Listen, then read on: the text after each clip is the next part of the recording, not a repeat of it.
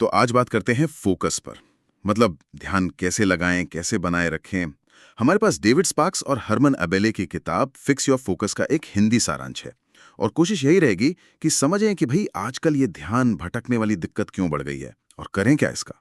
हाँ, और ये दिक्कत तो है। मतलब सारांश की शुरुआत ही इसी से होती है। सोशल मीडिया है, ईमेल है, वो लगातार आने वाले नोटिफिकेशंस सब हाँ, जैसे हमारा ध्यान खींचने में लगे हैं। बिल्कुल।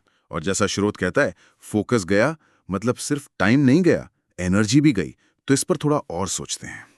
ये असली फोकस ये है क्या चीज।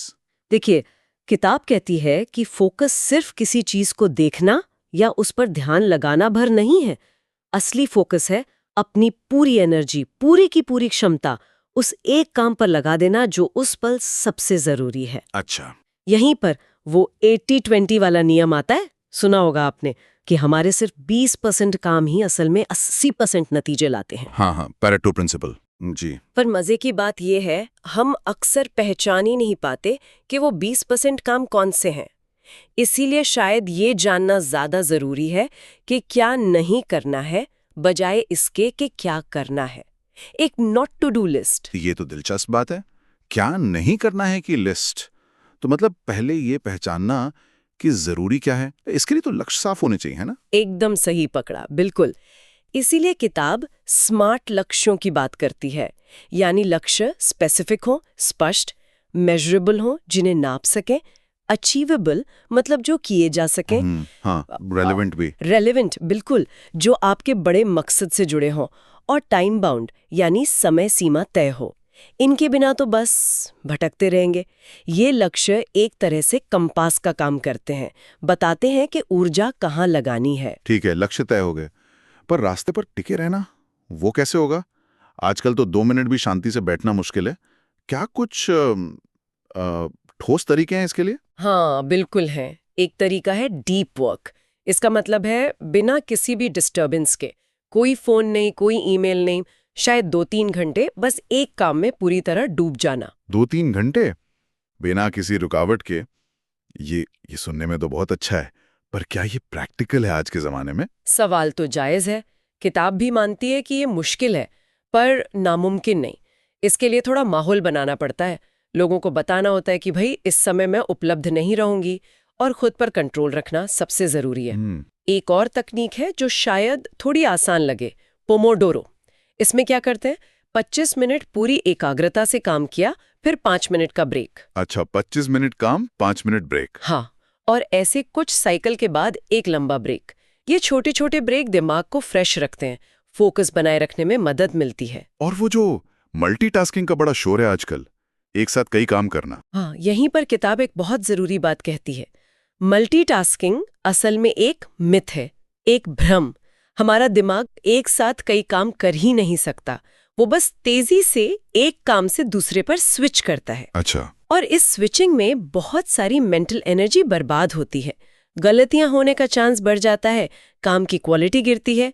इसलिए सिंगल टास्किंग पर जोर है, एक समय में बस एक काम। धीमा लगे शायद, पर नतीजा बेहतर आता है। तो काम करने के तरीके के साथ साथ अपनी एनर्जी का भी ध्यान रखना जरूरी हुआ। बिल्कुल। इसे एनर्जी मैनेजमेंट कहते हैं। जो सबसे मुश्किल काम है, जिनमें दिमाग ज्यादा लगना है, उन्हें तब करें जब आप सबसे ज्यादा फ्रेश हों। ज्यादातर लोगों के लिए ये सुबह का समय होता है। सही बात है, सुबह दिमाग तेज चलता है। हाँ, और जो हल्के फुल्के काम हैं वो आप तब कर सकते हैं जब एनर्जी थोड़ी कम हो। मतलब अपनी एनर्जी के हिसाब से काम प्लान करना। ये सारी बातें, ये तकनीकें सुनने में तो बहुत अच्छी हैं, लेकिन रोजमर्रा की जिंदगी में उतारना, आदत कैसे बने, अनुशासन कहाँ से आए। आपने बिल्कुल नस पकड़ ली। ये सब तभी काम करेगा जब आदत बन जाए। रोज एक तय समय पे, हो सके तो एक तय जगह पर फोकस वाला काम करने की आदत डालनी होगी। अनुशासन तो देखो इसका बेस है। और एक बड़ी अच्छी बात किताब में है, जब हम खुद से किए छोटे छोटे वादे पूरे करते हैं ना, जैसे तय किया कि सुबह 10 बजे ये काम शुरू करूंगी और कर दिया, हाँ।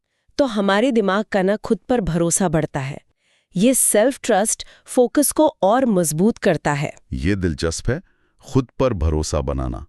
अच्छा, तो तकनीकें हो गईं, आदत, अनुशासन, मन की शांति का क्या। माइंडफुलनेस वगैरह? हाँ, उसका भी बहुत अहम रोल है। देखिए, हमारा मन या तो बीते हुए कल में रहता है या आने वाले कल की चिंता करता है। माइंडफुलनेस है अभी में जीना, सचेत रहना।